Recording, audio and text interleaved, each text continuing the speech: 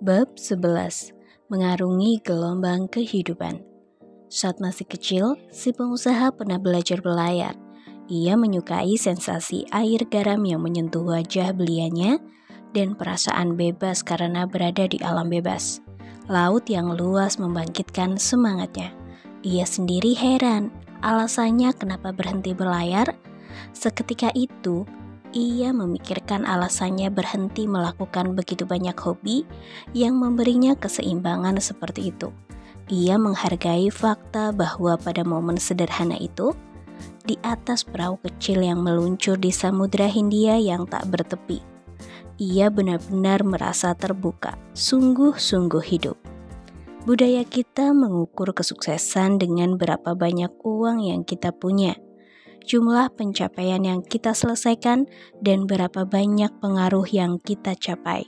Namun, kendati sang pemikat dan tuan relay sepakat bahwa berbagai kemenangan tersebut penting, mereka telah mendorong saya untuk mempertimbangkan seberapa baik menjalankan hidup berdasarkan rangkaian ukuran yang lain.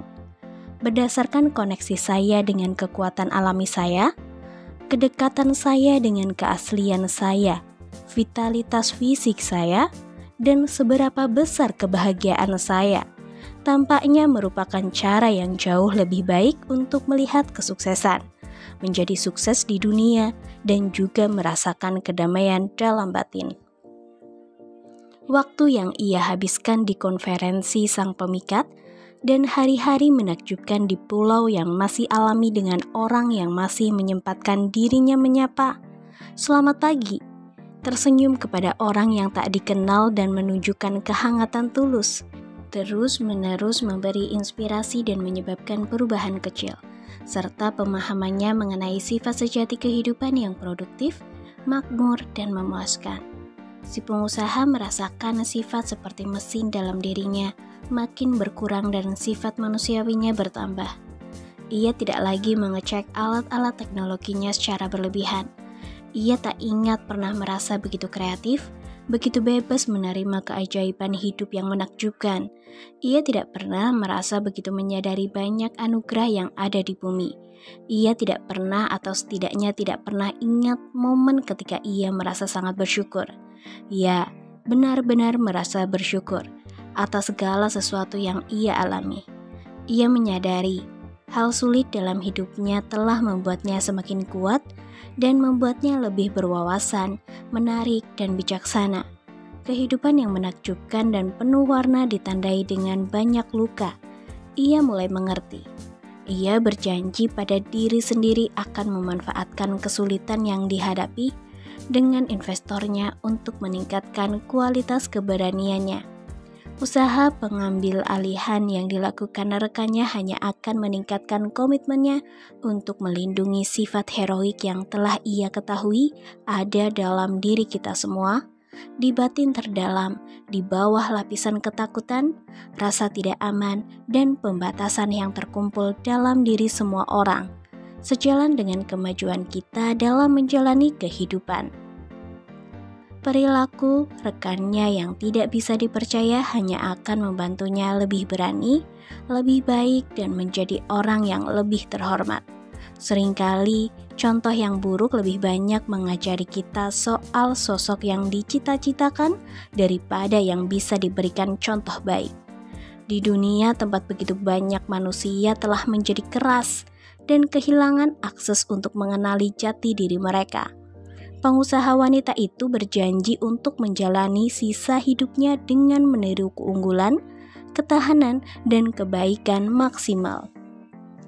Saat si pengusaha dan seniman mengemudikan kapal kayu kecil melalui lautan sebening kristal, mengitari koral yang bisa menjadi brutal jika tertabrak, dan semakin jauh dari pantai tempat sang milioner memberikan instruksi baginya, si pengusaha melihat gumpalan daratan di kejauhan, tempat piknik yang disarankan tuan relay baginya dan kekasih barunya. Ia juga merasakan rasa sayang yang semakin tumbuh untuk pria berbadan besar yang duduk di sebelahnya. Mereka memang berasal dari dunia yang sama sekali berbeda, tetapi rasa tertarik yang mereka rasakan tak bisa dipungkiri. Seolah-olah galaksi mereka telah beradu. Cara kerja mereka mungkin saja berbeda, tetapi kecocokan mereka tak pernah ia rasakan sebelumnya. Ibunya pernah memberitahunya bahwa jika cukup beruntung untuk jatuh cinta 2 atau 3 kali semasa hidup, buatlah tiap cerita cinta itu sepenuhnya berarti. Kekuatan artistik temannya mengunggah minatnya. Keinginan pria itu untuk jadi hebat dengan caranya sendiri membuatnya tertarik. Garis wajahnya yang keras dan unik menantangnya. Rasa humor pria itu membuatnya terhibur. Kasih sayangnya yang gamblang menggugah perasaannya. Mata hitamnya membuatnya luluh. Tim si milioner menyediakan makanan dan peralatan untuk piknik yang menyenangkan. Komentar si pengusaha. Bagaimana jika kita menjatuhkan jangkar di area dangkal di sana dan makan siang di pantai berpasir putih? Pulau tampak sepi tanpa penghuni, kecuali burung camar yang menjepit ikan hidup menggelantung di paruh keningnya yang ramping. Terbang membumbung tinggi di atas kepala.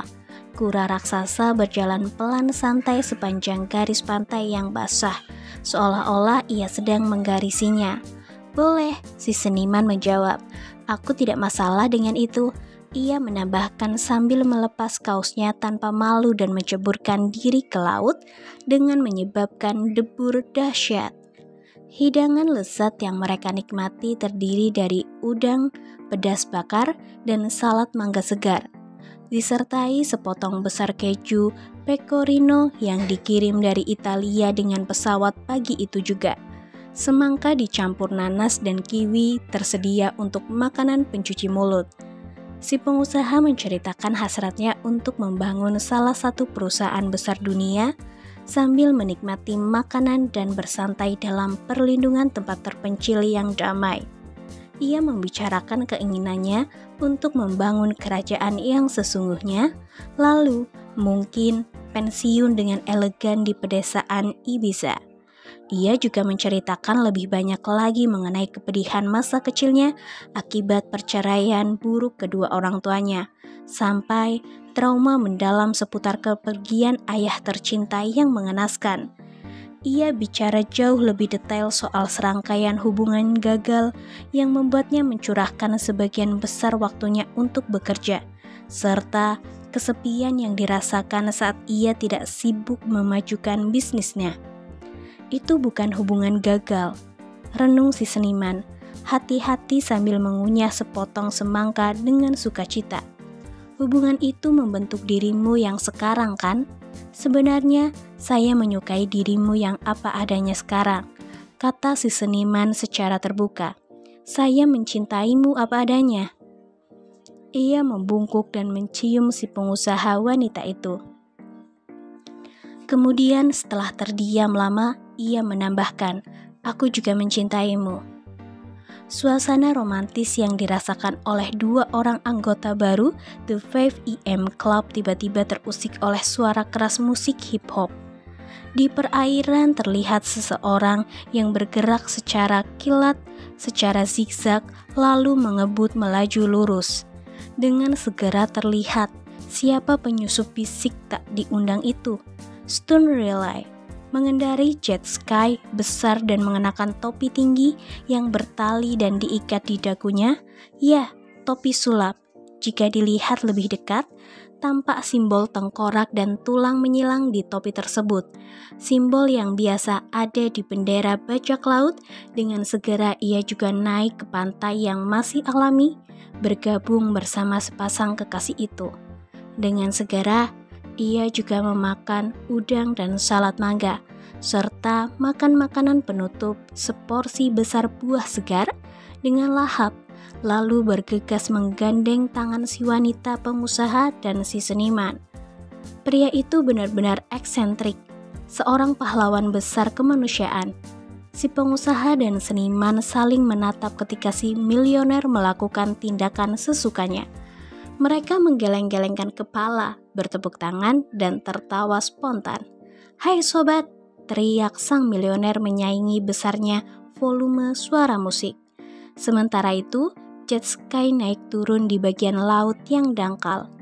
Kangen kalian berdua, semoga kalian tidak keberatan saya merusak acara piknik kalian." Ia berbicara dengan mulut penuh makanan. Tanpa menunggu jawaban, ia menaikkan tingkat desibel lagu dan ikut menyanyikan lirik lagunya. Keesokan harinya, pukul 5 pagi, suara helikopter memecah ketenangan pada jam 5 pagi. Si pengusaha dan seniman menunggu di pantai seperti yang mereka janjikan kepada sang milioner.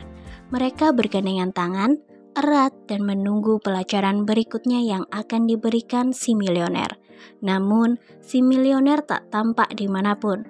Seorang asisten memakai kaos rapi berwarna biru langit dan celana pendek bermuda bergradasi warna tomat yang disetrika rapi, bersandal kulit merah, lari ke bawah dari rumah si pemilik banyak perusahaan itu. "Selamat pagi," sapanya dalam bahasa Prancis yang sangat halus. "Tuan Riley meminta saya untuk mengawal Anda berdua ke helipad ya. Ia mempunyai hadiah besar untuk kalian. Namun, kalian harus bergegas. Kita terikat jadwal yang ketat." Mereka bertiga berjalan tergesa di sepanjang pantai, naik ke jalan kecil menembus pepohonan yang lebat, melewati kebun tanaman obat dengan banyak papan kayu bertuliskan kutipan para pemimpin terkenal, juga satu kutipan yang berbunyi, "Penyusup akan dijadikan kompos." Dan akhirnya mereka melewati padang rumput luas yang dipangkas rapi. Di tengah-tengah padang rumput ada helikopter dengan baling-baling berputar menentang semburat hangat cahaya awal pagi. "Selamat pagi," kata si pengusaha dengan antusias menyapa pilot. "Di mana Tuan Riley?" Pilot itu tidak menjawab. Ia menyesuaikan tombol penyetel, memutar knob, lalu memberi centang lagi di kertas putih. "Semoga beruntung. Anda semoga penerbangannya aman. Anda berdua," seru sang asisten wanita sambil mengatur sabuk pengaman dan menempatkan penyuara jemala dengan mikrofon berkelip di kepala para tamu VIP-nya. "Kita mau kemana?" desak si seniman kembali ke status pria pemarah. Tidak ada jawaban.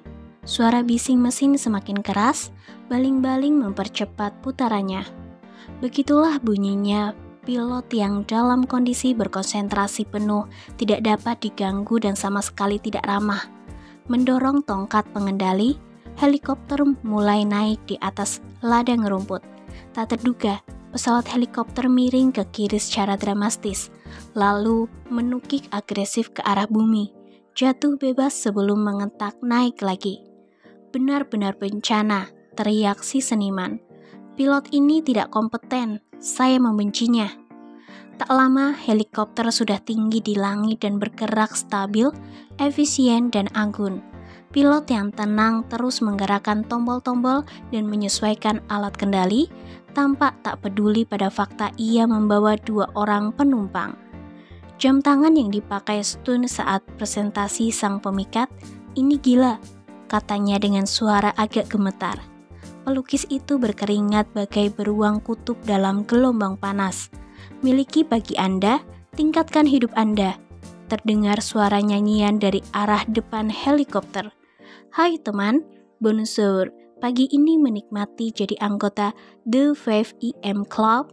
tanyanya dengan suara serak. "Ya ampun, Anda akan menyukai kejutan yang akan datang.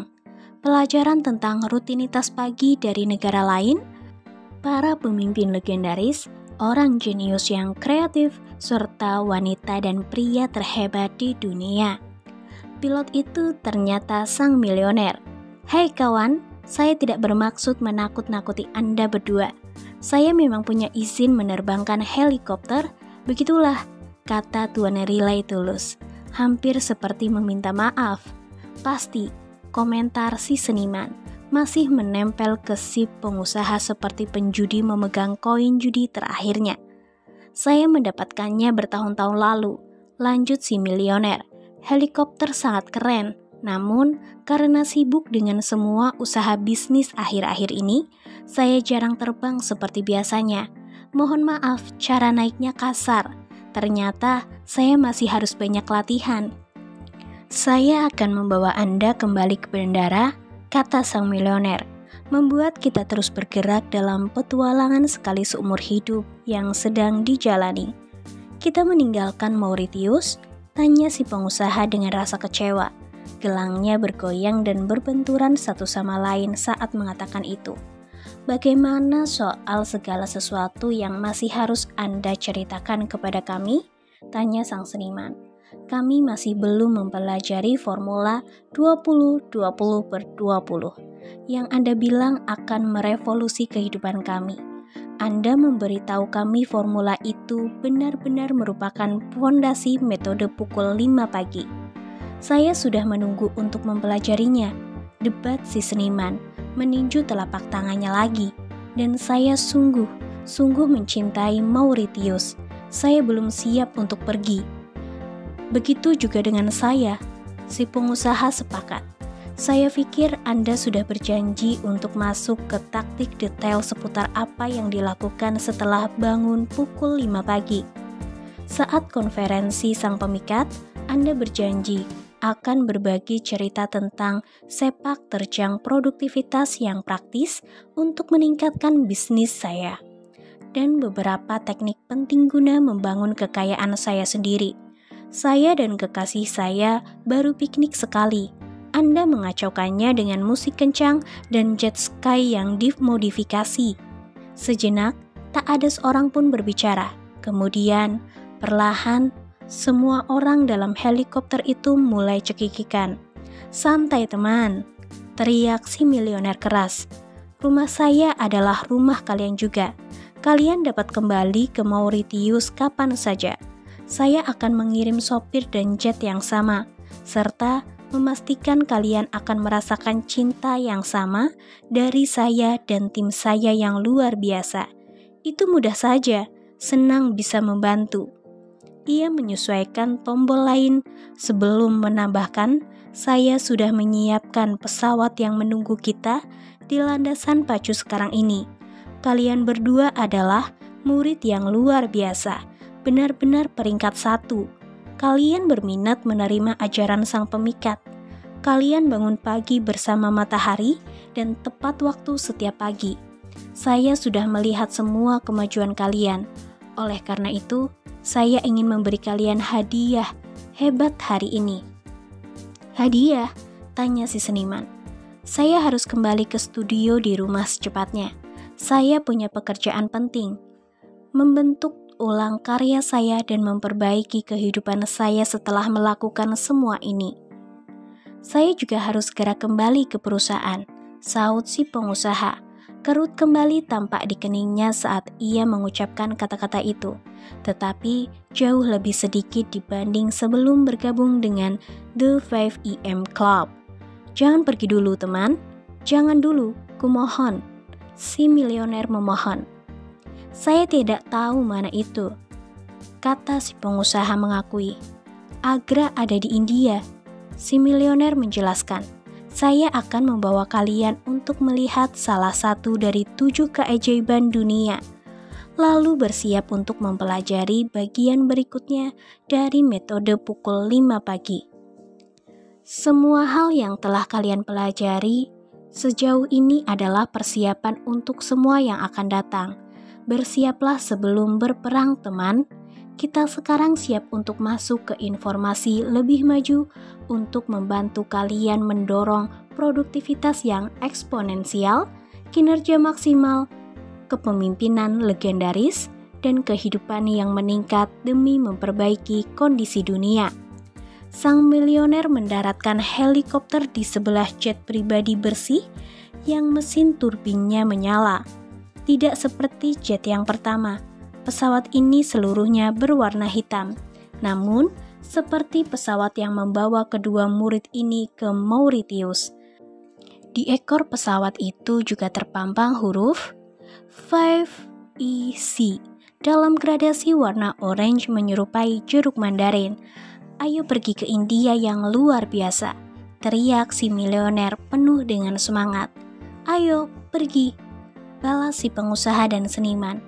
Salah satu pengalaman paling berharga dari petualangan gila-gilaan bersama Stone Riley, si orang kaya eksentrik, akan segera dimulai. Bab 12. The 5 Club menemukan protokol untuk menanamkan kebiasaan. Pelajaran pagi berikutnya dijadwalkan untuk membahas cara pemimpin dan pelaku paling produktif di planet ini menanamkan kebiasaan yang membuat mereka jadi bintang, serta menjalani kehidupan yang mengagumkan, penuh petualangan, dan berarti.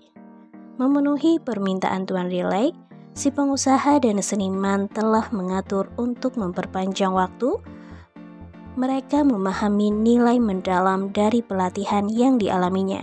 Mereka juga tahu sikap paling cerdas adalah menerima sepenuhnya. "Hei teman," teriak si milioner, lari menyambut dua temannya saat matahari India naik dengan malu-malu di cakrawala yang tandus sekaligus mendebarkan. Saat itu, tepat pukul 5 pagi. Pebisnis sukses itu mengenakan kemeja hitam berkerah gaya Nehru, celana kargo selutut, dan sendal hitam. Ia tersenyum lebar, wajahnya masih kemerahan akibat sinar matahari Mauritius. Hari ini ia mengenakan turban. Pagi ini, saya akan mengajari Anda wawasan sang pemikat soal menanamkan rutinitas kinerja puncak yang akan membantu mengaktifkan kehebatan Anda dalam bisnis dan kehidupan. Seperti yang saya ceritakan kepada Anda di pelajaran sebelumnya, yang menjadikan orang berkualitas terbaik bukanlah genetika melainkan kebiasaan mereka. Bukan masalah seberapa besar bakat mereka, tetapi kekuatan dari grit mereka. Pelajaran hari ini akan membimbing Anda melalui apa yang diajarkan ilmu pengetahuan dan riset kepada kita untuk melepaskan kebiasaan yang memperlemah kita, serta menanamkan kebiasaan yang berguna bagi kita. "Grit itu apa?" tanya sang pengusaha. Memperhatikan setiap kata yang diucapkan sang milioner. Hari ini si pengusaha mengikat rambutnya dengan gaya ekor kuda dan kakinya mengenakan sepatu sederhana. Itu istilah yang dipopulerkan oleh ahli psikologi sosial Angela Duckworth yang meneliti pelaku elit di bidang bisnis, pendidikan, militer, dan olahraga. Ia menemukan bahwa yang membuat peraih prestasi paling sukses begitu hebat bukanlah bakat yang sudah melekat pada diri mereka, tetapi tingkat komitmen, disiplin, ketahanan, dan ketekunan. Grit adalah istilah Angela Duckworth untuk menggambarkan sifat ini. "Setuju sobat," kata sang seniman. "Itu menginspirasi saya agar tidak menyerah dalam hal melukis ketika terbentur tembok keraguan dalam diri, atau ketika saya merasa frustasi karena kurang mengalami kemajuan, atau takut ditertawakan orang lain karena membuat karya seni yang segar dan orisinal, bukannya meniru dan mencontoh dari yang lain." "Bagus," jawab sang milioner, seraya menggosok-gosok perutnya yang berotot. Albert Einstein menulis, "Jiwa hebat selalu menghadapi perlawanan kasar dari pemikiran mediocre." Pemikiran mediocre tidak mampu memahami orang yang menolak tunduk secara membabi buta pada prasangka dan pilihan konvensional, dan sebaliknya, memilih mengekspresikan pendapatnya dengan berani dan jujur. "Saya suka itu," kata si seniman dengan riang, menampilkan ekspresi yang menunjukkan rasa bangganya yang tumbuh dalam hal meyakini visi pribadi terkait hasil karyanya.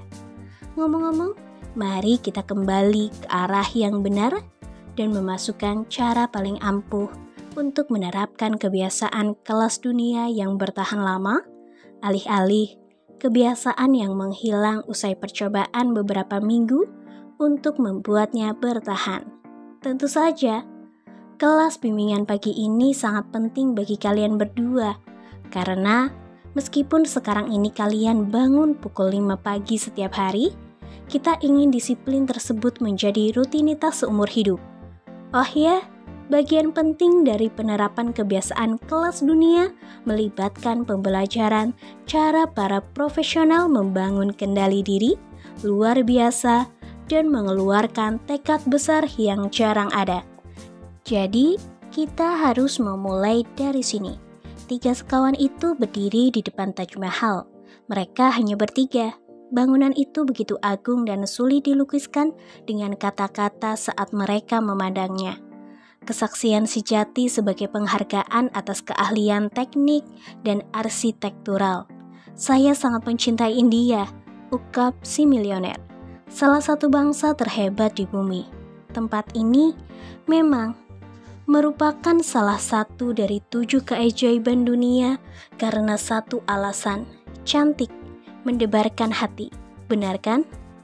Benar. Si pengusaha mengakui seraya menyeruput kopi yang sangat panas. Si milioner memegang botol besar berisi air di tangan kirinya. Di badan botol itu tercetak pernyataan seperti yang biasa ada di berbagai botol air miliknya. Ia membacakan kata-kata tersebut kedua orang muridnya dengan semangat. Pahlawan menjadi hebat bukan selama periode nyaman. Orang yang agung dan mulai dari dunia kita menjadi kuat, berani, dan berbudi ketika berdiri teguh dalam serangai badai kesengsaraan, kesulitan, dan keraguan. Saat menghadapi kelemahan terparah, Anda justru mendapat peluang untuk menempa kekuatan terdahsyat yang Anda miliki. Oleh karena itu, kekuatan sejati tidak datang dari kehidupan yang mudah, tetapi dari kehidupan dengan upaya yang giat, disiplin penuh, dan tidak akan rumit ke arah yang benar menurut versi diri Anda yang berderajat paling tinggi. Terus, lanjutkan saat diri Anda sangat ingin berhenti. Terus maju ketika Anda rindu untuk istirahat. Bertahan ketika ingin menyerah adalah cara Anda mengklaim keanggotaan sebagai bagian dari para prajurit hebat dan karakter terhormat yang memandu manusia ke tempat lebih baik dengan menggunakan sifat tak terkalahkan yang mereka peroleh. Wow, ucap sang seniman. Pujangga hebat yang menulisnya? Bukan, ujar si milioner. Itu semua kata-kata saya. Kemudian Tuan Riley mengangkat satu tangan ke atas. Anda tahu yang terjadi. Dari kabut pagi muncul ajudan wanita sangat menarik berpakaian tanpa celah. Kami senang sekali Anda kembali ke India.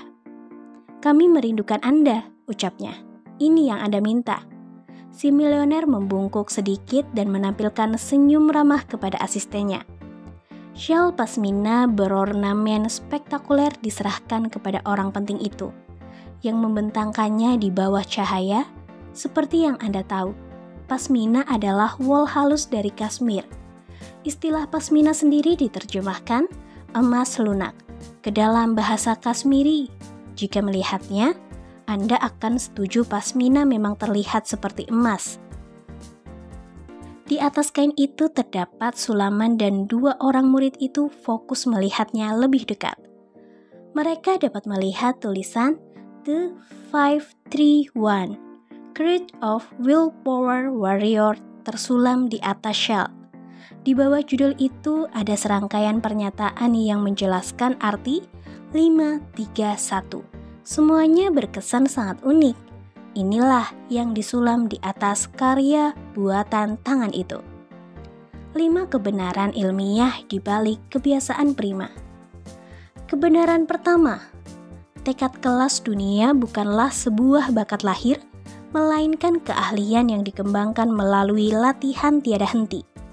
Bangun pagi saat fajar adalah latihan pengendalian diri yang sempurna. Kebenaran yang kedua, disiplin pribadi adalah otot. Semakin Anda meregangkannya, semakin kuat ia berkembang.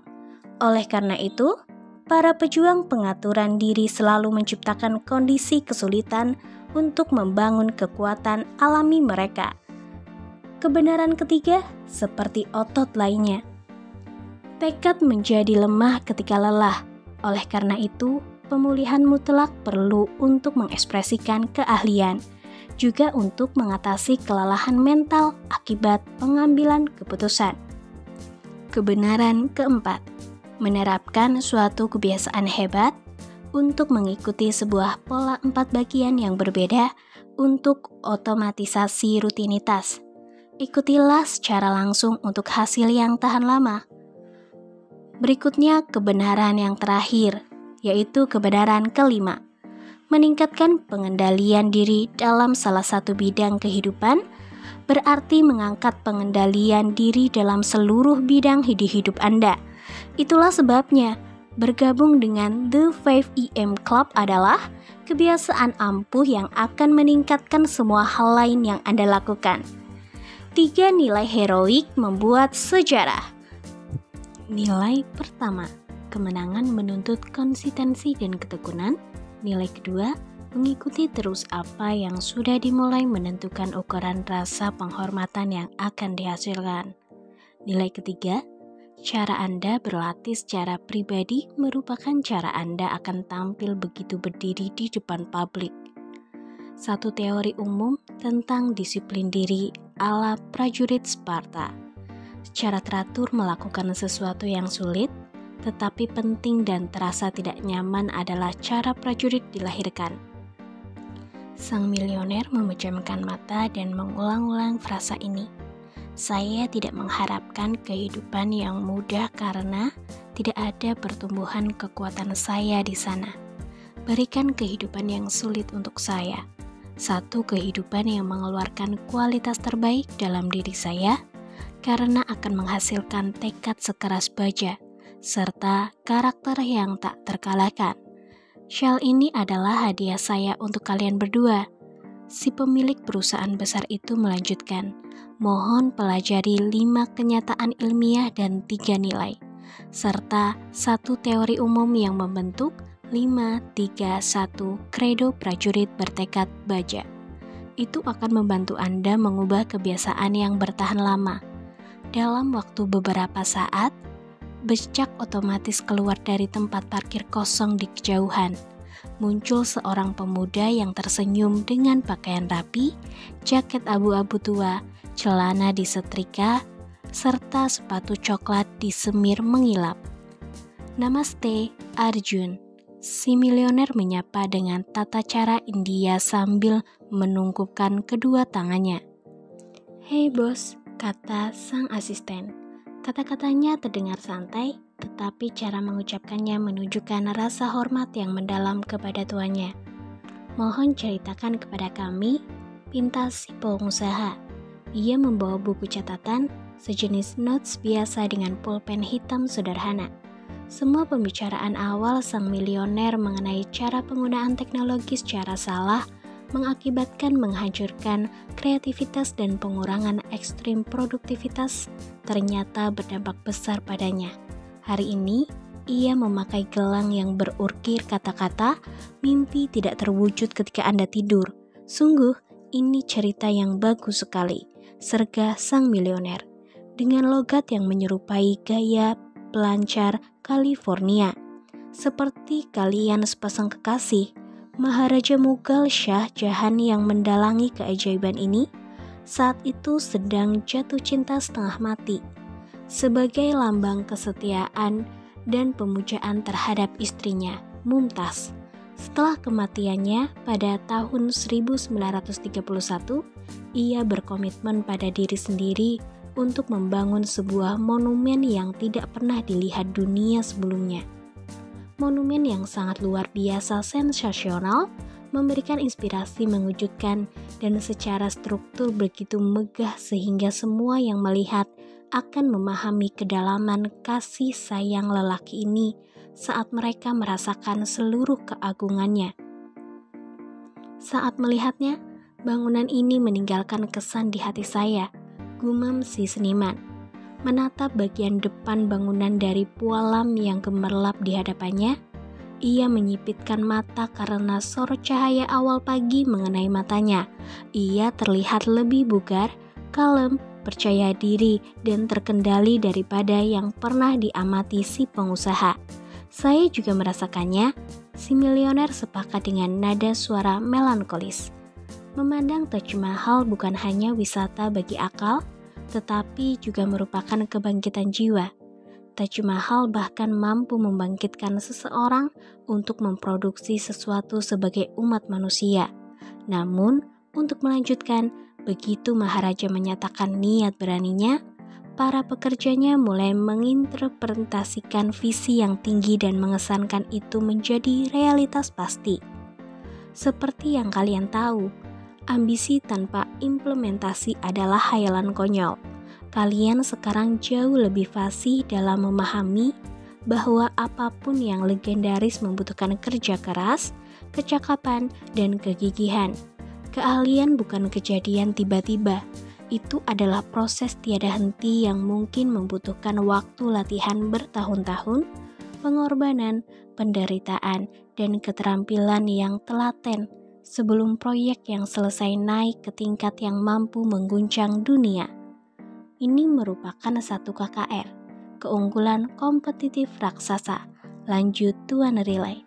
Setiap ada cita-cita luhur, tidak hanya dalam minggu-minggu setelah Anda memikirkan impian tersebut, tetapi juga berbulan-bulan, bahkan bertahun-tahun di padang pasir yang kering dari penerapan kreatif ketika Anda menanggung penolakan, kelelahan, kekerasan dari sebaya yang iri, sikap skeptis dari orang tercinta, dialihkan oleh peluang menarik lain dan mencari jalan Anda melalui musim dingin terasing dari keraguan diri sendiri. Inilah yang memisahkan para pecundang dari orang-orang penting yang menjadi ikon. Siapapun bisa menjadi hebat dalam 1 menit.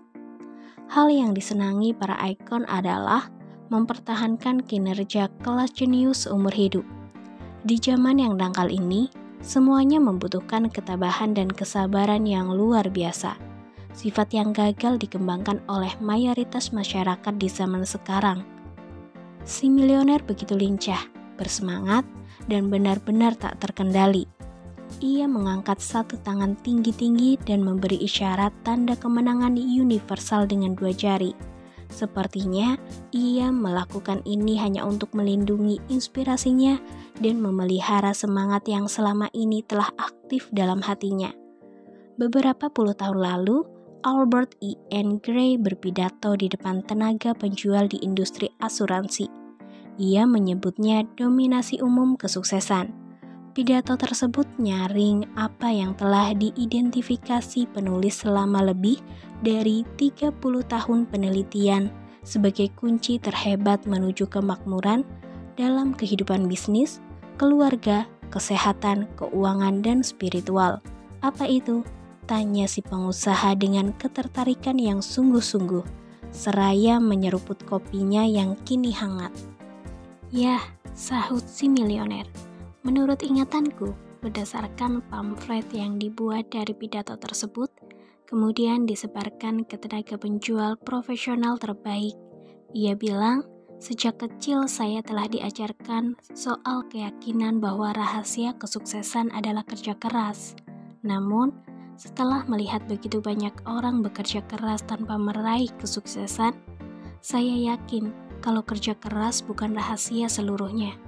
Jadi, apa itu? Si seniman memohon dengan tidak sabar. Teman, saya akan mulai menjelaskannya. Orang terkaya itu menjawab main-main.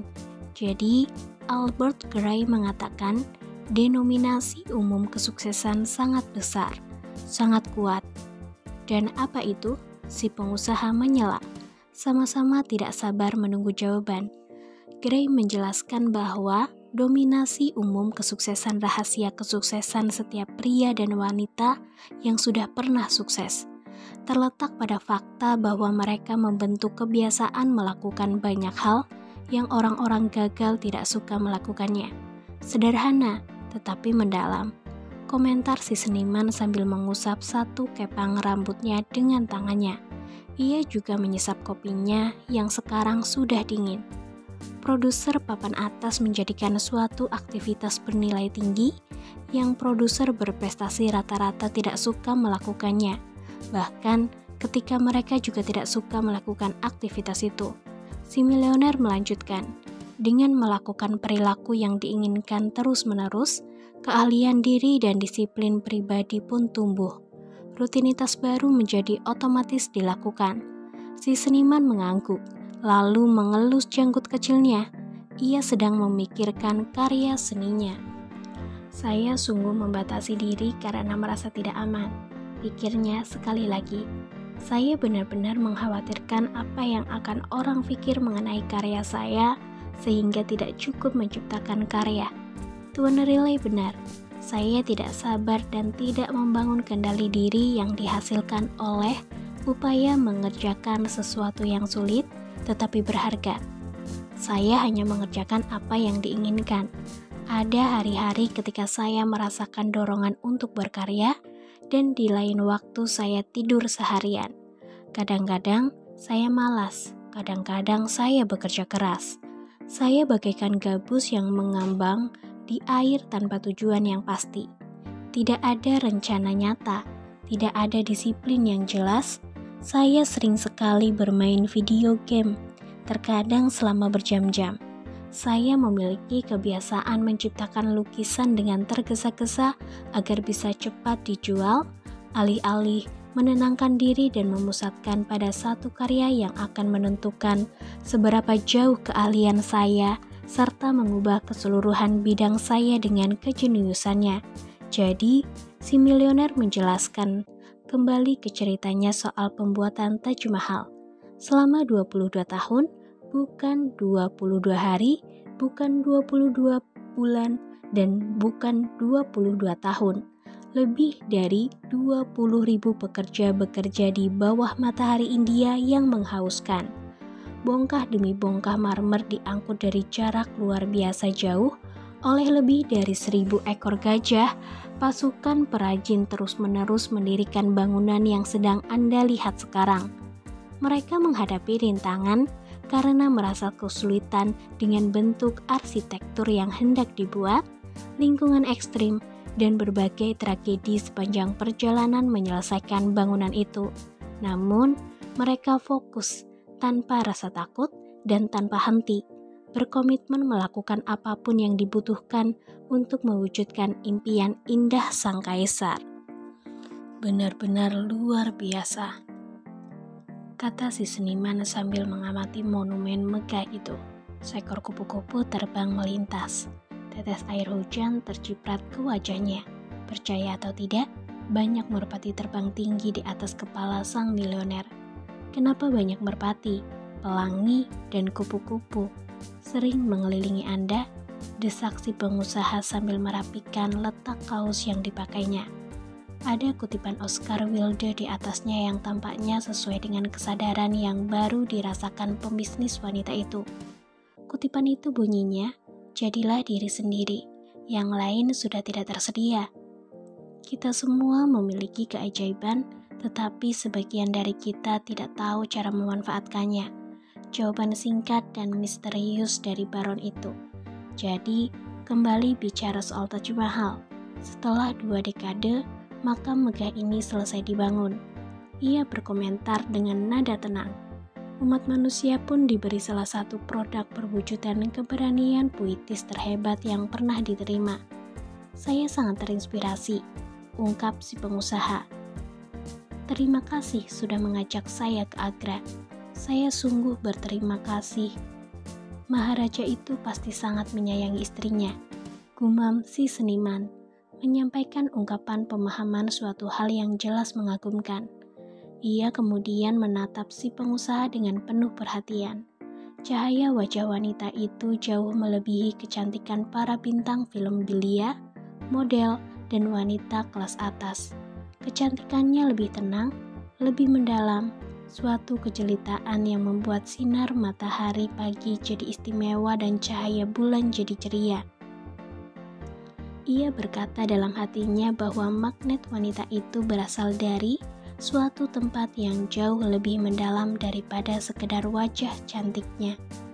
Itu adalah daya tarik yang lahir dari perjuangan, percik menarik yang keluar dari luka, semangat yang keluar dari kecerdasan yang hebat, dan kecantikan yang dibentuk oleh keteguhan hati yang kuat untuk menjadi orang dengan kekuatan, kebijaksanaan, dan cinta sejati. Taj Mahal adalah suatu perumpamaan bagi kalian berdua untuk mempertimbangkan tetap berkomitmen pada kebiasaan baru mulai kesulitan apapun yang muncul. juga tetap tulus pada cita-cita, bukan hanya pada masa-masa nyaman, khususnya ketika segalanya menjadi sangat sulit sekali. Itu sebabnya pelatihan pagi ini penting sekali. Apa yang akan dipelajari akan membantu Anda mengimplementasikan banyak sekali filosofi yang saya ceritakan kepada Anda sampai sekarang.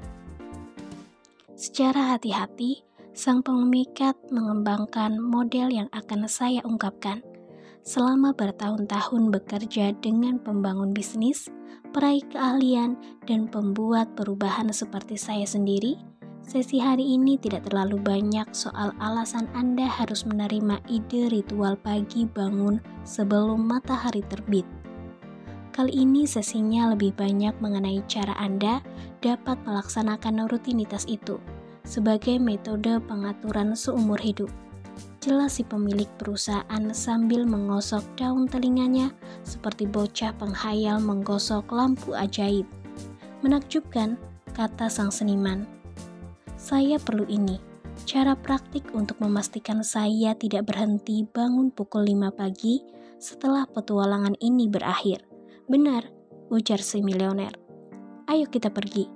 2 orang petugas keamanan berbadan tegap memandu si milioner, pengusaha, dan seniman melewati gerbang pribadi masuk ke kompleks yang biasanya dipesan untuk kepala negara, anggota keluarga kerajaan, dan pemimpin dunia lainnya. Begitu berada di dalam monumen yang masih gelap dan tenang. Dalam penentuan hidup di dunia, ini adalah periode mengagumkan, menyita perhatian, membingungkan, dan mengasyikkan. Bagi mereka yang tampil sebagai korban setiap pagi dan setiap hari, masa depan akan terasa sangat sulit, berbahaya, dan menakutkan karena mereka tidak tahu apa yang bakal menghadangnya. Mereka benar-benar tak terlindungi saat mengatasi pergolakan lingkungan, ekonomi, dan sosial yang bakal datang.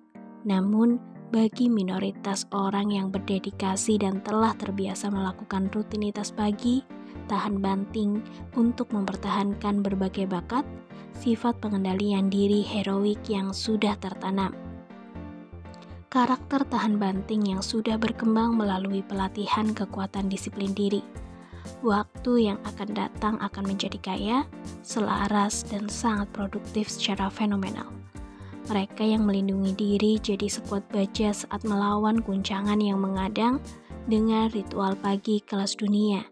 Secara hati-hati mencerna ritual pagi, akan benar-benar dalam posisi mengangkat semua kekacauan menjadi peluang sangat besar, kemudian mengubah semua kebingungan menjadi pemahaman yang mengandung kejelasan, kecerdasan, dan ketenangan sehingga memungkinkan mereka untuk menang. Si milioner mengusap turbannya, kemudian entah untuk alasan yang tak diketahui 2 muridnya. Satu wawasan yang saya berikan kepada Anda adalah otak dibuat untuk dikembangkan. Ya, mereka yang terjebak dalam kehidupan pribadi dan kehidupan profesional, dengan mereka yang bekerja berdasarkan mentalitas merasa tidak mampu versus mereka yang menjalankan psikologi kemungkinan, akan memperdebatkan bahwa tidak mungkin menciptakan perbaikan yang dibutuhkan dengan menanamkan kebiasaan hebat, misalnya melalui cara menjadi anggota The 5 Club. Mereka akan berjuang mati-matian dalam realitas alasan mustahil untuk meningkatkan laju kreativitas, produktivitas, kemakmuran, kinerja, dan pengaruh mereka. Mereka berupaya penuh untuk mencoba membuat Anda mempercayai rasionalisasinya mengenai ketidakmampuan mewujudkan karir yang menakjubkan dan kehidupan pribadi yang sangat indah. Mereka telah menyia-nyiakan kekuatannya untuk membuat perubahan, serta mulai percaya bahwa ketidakberdayaan mereka menggambarkan kebenaran. Abaikan kekuatan dalam waktu cukup lama, dan Anda pun akan percaya bahwa Anda tidak memilikinya sama sekali. Namun, realitas dari kondisi mereka adalah cerita yang sangat berbeda. Faktanya adalah, orang itu orang yang baik, berniat baik, punya banyak bakat, telah membiarkan kekuatan dari kedaulatan mereka sendiri begitu sering dirusak sehingga menyerah pada keadaan pasif yang akut. Ya, kebanyakan orang pasif alih-alih jadi pembangun aktif dari ambisi dalam diri mereka. Kemudian, tanpa sadar mereka membuat banyak alasan mengenai ketidakmampuannya tampil sebagai pemimpin dalam pekerjaan mereka dan pencipta kehidupan yang becus karena terlalu takut untuk meninggalkan kondisi aman dalam keterjebakan mereka, serta membuat perbaikan penting yang akan membawa mereka menuju kejayaan. Si milioner berhenti untuk mengambil nafas panjang. Secercah cahaya matahari keemasan mengintip ke dalam Taj Mahal. Ia kemudian melanjutkan. Ngomong-ngomong, ia menambahkan, mulai sekarang, ingat, otak mempunyai sifat mudah dididik dan berotot. Apa yang membuat orang menjadi orang hebat adalah mereka benar-benar memahami bahwa ketidaknyamanan adalah harga yang harus dibayar untuk kesuksesan yang bertahan lama. Memaksa diri bekerja keras berarti membangun otak yang mampu menghasilkan disiplin sekelas militer. Seorang produser super mempunyai kehidupan yang mudah, hanya mitos belaka. Si milioner merogoh saku, mengeluarkan amplop bersegel dan menyerahkannya ke si pengusaha. Dalam amplop itu, si pebisnis wanita mendapatkan kertas yang terlipat rapi dan di atasnya tertulis kata-kata Friedrich Nietzsche, seorang filsuf terkenal. Jangan bicara tentang karunia, sebuah bakat dari lahir. Orang bisa menyebut orang hebat dari berbagai latar belakang yang hanya dikaruniai sedikit bakat. Mereka mendapatkan kehebatan menjadi jenius dengan suatu kualitas yang kurang dimiliki orang yang tidak tahu hal itu. Mereka semua memiliki keseriusan pekerja yang efisien untuk menyusun bagian-bagian yang seharusnya sebelum berusaha membentuk keseluruhan yang hebat. Mereka menyempatkan diri agar memiliki waktu melakukannya karena mendapat kebahagiaan dalam melakukan hal kecil dan tidak utama daripada kesenangan yang didapat dari hal keseluruhan yang memukau.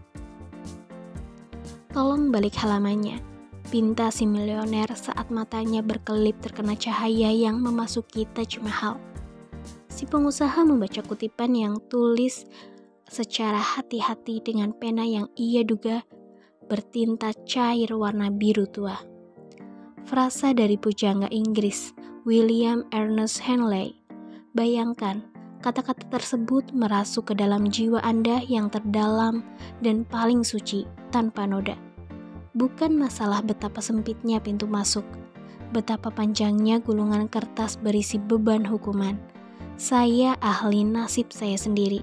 Saya kapten dari jiwa sendiri. Para ahli, orang jenius, dan pahlawan peradaban memiliki kehidupan yang keras.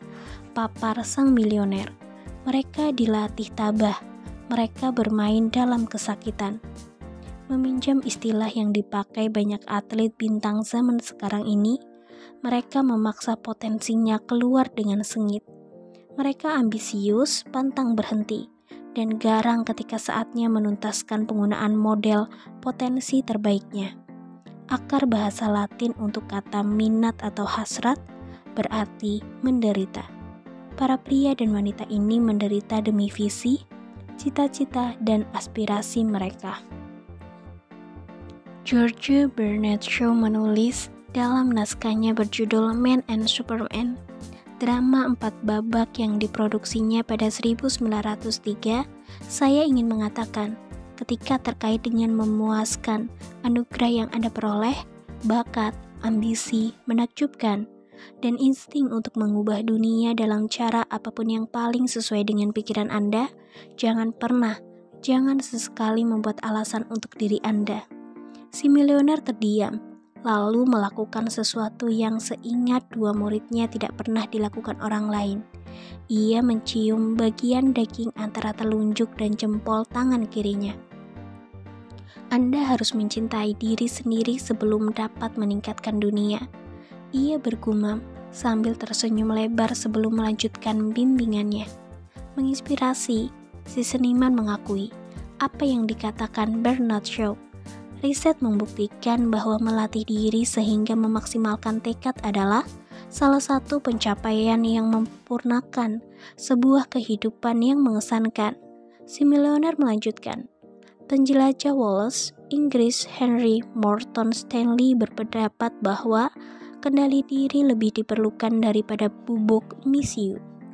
Sebuah model sederhana yang berdasarkan penelitian terakhir mengenai cara suatu kebiasaan dibentuk, ia memulai.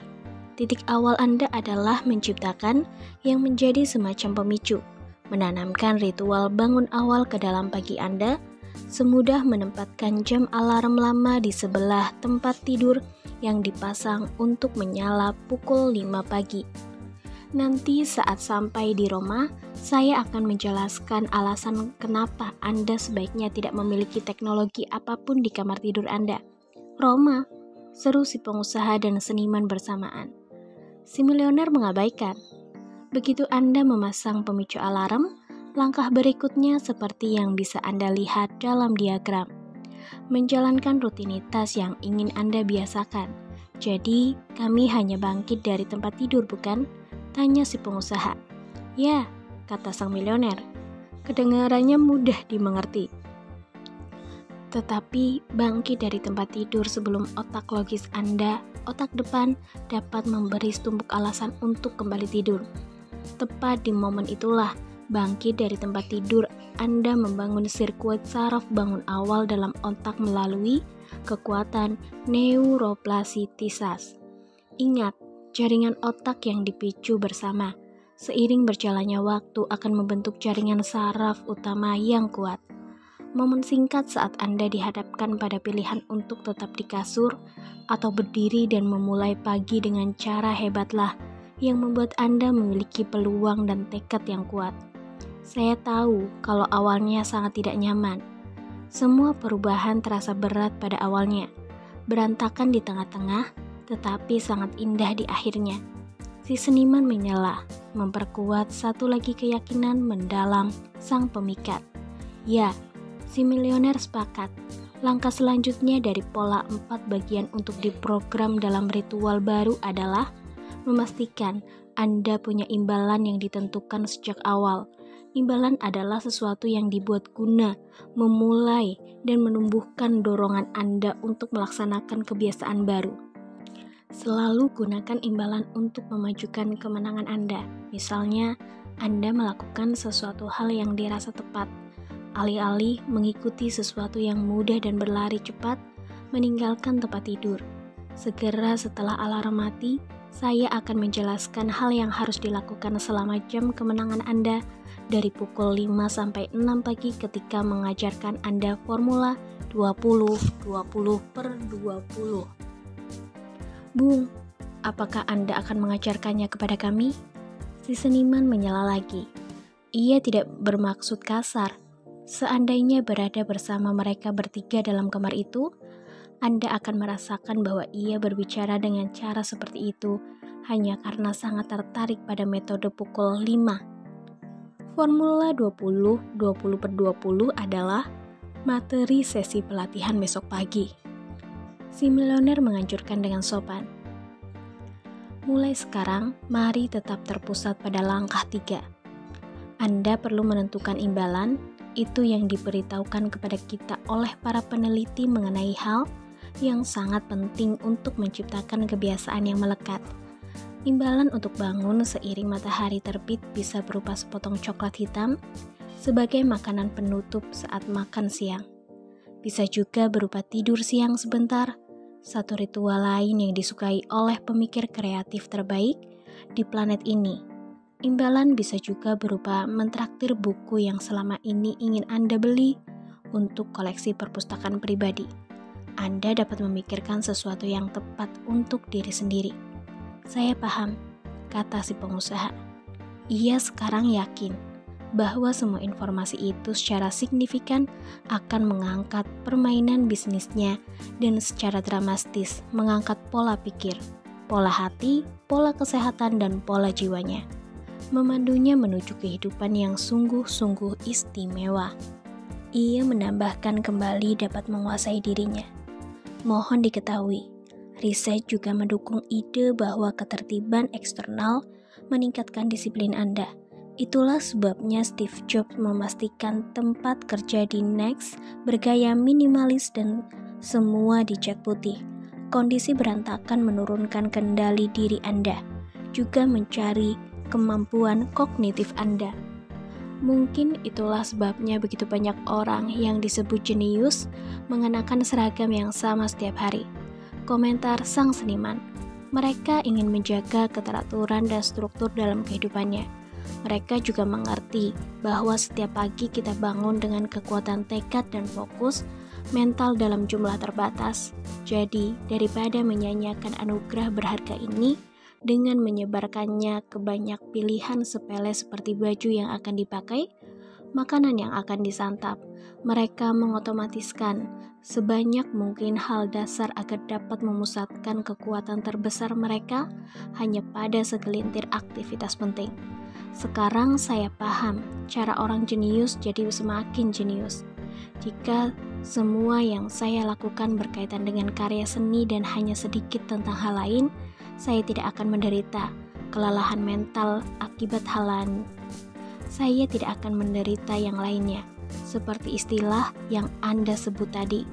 Itu berarti saya tidak akan menyia-nyiakan begitu banyak waktu di malam hari, membuat begitu banyak pilihan buruk di akhir hari, seperti menonton tayangan konyol di TV, menyantap makanan sampah terlalu banyak, dan terlalu banyak minum tequila. Baiklah, kata sang milioner. Teman, Anda sekarang tahu semua perubahan terasa berat pada awalnya, berantakan di tengah-tengah, tetapi sangat indah di akhirnya. Wawasan itu seharusnya berjalan dengan baik untuk diatur sebagai keyakinan otomatis dalam pola pikir Anda. Sekarang, mari kita susun ulang keyakinan kuat dari sang pemikat menjadi sebuah model ampuh yang menjelaskan 3 tahap yang harus dilalui setiap penerapan kebiasaan sehingga Anda punya lebih banyak kekuatan untuk tetap melekat pada cara hidup bangun saat fajar. Anda akan sangat menyukai hal yang akan dipelajari. Berjanjilah kepada saya bahwa Anda akan membesarkan volume suara untuk mendengarkan saat kita membahas ini. Kita akan menyebutnya 1 pagi. Kami berjanji, ujar sang pengusaha dan seniman secara bersamaan. Protokol penerapan kebiasaan. Pada penerapan kebiasaan baru apapun, Anda akan bergerak melewati periode awal penghancuran. Terus jalani dan Anda pasti bergerak maju ke tahap kedua dari proses. Tempat jaringan saraf baru terbentuk dan penerapan sebenarnya dimulai. Ini pertengahan yang berantakan. Akhirnya, saat Anda tetap bertahan latihan untuk membuat suatu rutinitas baru menjadi cara normal, Anda akan tiba pada tahap yang terakhir dan indah sekali. Integrasi. Seluruh latihan membutuhkan waktu sekitar 66 hari berdasarkan data riset University College London. Sang pemikat dalam ajarannya menyebut tindakan yang sang kuat ini. Latihan minimum 66 hari. 66 hari pelatihan untuk membuat kebiasaan baru menjadi milik Anda. Jadi, jangan berhenti setelah beberapa hari atau beberapa minggu, bahkan setelah 2 bulan. Hal itu berhubungan dengan menjadi anggota The 5am Club. Tetaplah bertahan dengan janji pada diri sendiri setidaknya selama 66 hari. Apapun yang terjadi, lakukan satu hal ini. Maka seluruh kehidupan Anda akan menjadi lebih baik secara eksponensial. Pahamilah bahwa semua perubahan awalnya terasa sulit. Itulah sebabnya sang pemikat menamai tahap 1, penghancuran. Jika tidak terasa sulit pada awalnya, tidak akan menjadi perubahan nyata. Hal itu dirasa akan sulit karena Anda menulis ulang pola lama pikir Anda dan menghancurkan cara lama dalam melakukan sesuatu. Juga menulis ulang program lama hati dan emosi Anda. Apakah Anda tahu kenapa pesawat luar angkasa pada waktu 60 detik setelah naik menggunakan bahan bakar lebih banyak daripada yang digunakannya selama seluruh waktu orbit mengelilingi bumi? Setelah lepas landas, pesawat itu harus mengatasi kekuatan besar gravitasi bumi. Jawab si seniman dengan percaya diri. Tepat sekali, kata si milioner tegas. Pesawat itu membutuhkan sejumlah besar bahan bakar untuk mengatasi kekuatan awal ini dan mencapai kecepatan tinggi untuk melarikan diri. Namun, begitu sudah dilakukan, momentum mulai bekerja dan pesawat ruang angkasa pun melaju. Tahap pertama menciptakan suatu kebiasaan baru. Tahap penghancuran, persis seperti ini. Anda harus mengatasi kebiasaan yang lama mengakar dalam diri, ritual dominan dan keadaan tradisional dari kinerja. Anda perlu naik mengatasi kekuatan gravitasi Anda sendiri, sampai kecepatan tinggi Anda dimulai. Awalnya memang merasa sulit. Saya tidak akan berbohong kepada Anda. Anda sudah melakukan dengan sangat baik dengan bangun pukul 5 pagi selama bersama saya. Namun, Anda bagai menemui jalan buntu selama 22 hari pertama ketika sedang berada di tahap pertama. Tak ada yang salah, hanya bagian dari proses penerapan kebiasaan yang harus dilalui siapapun yang mencari produktivitas puncak dan kehidupan yang lebih kaya. Bagi kebanyakan orang, bersiap bangun pagi saat fajar setiap hari selama tahap pertama ini merupakan situasi yang sulit. Mereka merasa seperti hendak menyerah. Mereka mengeluh bahwa bangun awal tidak cocok bagi mereka, bahwa mereka tidak diciptakan untuk rutinitas seperti itu, dan hal itu tidak sepadan dengan penderitaan yang dirasakan. Nasihat saya sederhana, lanjutkan apapun pengorbanannya. Ketekunan adalah awal dari keahlian. Berbagai hal yang terasa paling sulit juga hal yang paling berharga. Ingat, melakukan hal sulit yang sangat penting adalah cara peraih prestasi tertinggi dan pahlawan terhebat dalam peradaban kita menerima kekuatan mereka. Mohon diingat, ketika harus melakukan satu pilihan, pilihlah satu yang paling mendorong Anda maju, meningkatkan pertumbuhan Anda serta membantu mendorong pengungkapan bakat, talenta, dan kekuatan pribadi. Jadi ketika merasa seperti hendak berhenti, Anda harus gigih bertahan. Anda akan segera masuk ke tahap berikutnya. Pahami bahwa pikiran negatif, berbagai emosi, lekas marah, dan keinginan kuat untuk menyerah adalah bagian normal dari proses penerapan yang sulit dari cara hidup baru. 22 hari pertama agak terasa bagai penyiksaan ringan, karena tahap pertama mengenai penghancuran cara lama kita sebagai manusia adalah agar cara baru dapat diterapkan. Betul begitu? Tanya si pengusaha. Tepat sekali. Hanya karena Anda tidak dapat melakukannya sebelumnya, bukan berarti Anda tidak dapat melakukannya sekarang. Ia menambahkan sambil mengangguk-angguk dengan cara memberi semangat. Saya harus mengulang apa yang saya katakan agar Anda benar-benar menanamkannya. Jika tidak sulit pada awalnya, itu tidak akan menjadi perubahan yang nyata dan berharga. Masyarakat telah memprogram kita untuk berpikir bahwa karena pada awalnya sulit, maka akan terjadi pula sesuatu yang sulit. Oleh karena itu, kita harus menghentikan apa yang sedang dikerjakan, lalu kembali ke rumah dalam kondisi normal. Begitulah cara pengoperasian pertumbuhan dan pembangunan menuju sosok legendaris. Jadi, ketika membiasakan rutinitas baru di pagi hari yang tak ternilai, seluruh struktur otak berada dalam pergolakan karena Anda membuat jaringan saraf baru. Seluruh sistem Anda benar-benar dalam membentuk ulang. Jujur saja, Anda berada dalam wilayah yang sangat tidak dikenal sama sekali. Menumbuhkan tunas hijau, mengarungi samudera biru, menaklukkan wilayah baru dari potensi diri, dan memasuki alam semesta lebih tinggi dalam optimalisasi manusia. Pada waktu ini, kortisol, hormon ketakutan, akan meningkat sehingga Anda merasa ketakutan.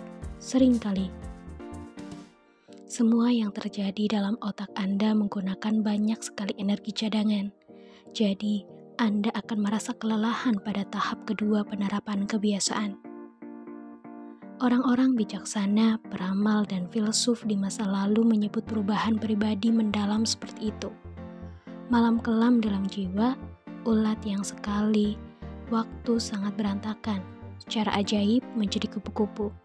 Pemikir mistik menulis perubahan nyata dan mendalam sebagai perjalanan yang melibatkan serangkaian kematian kecil.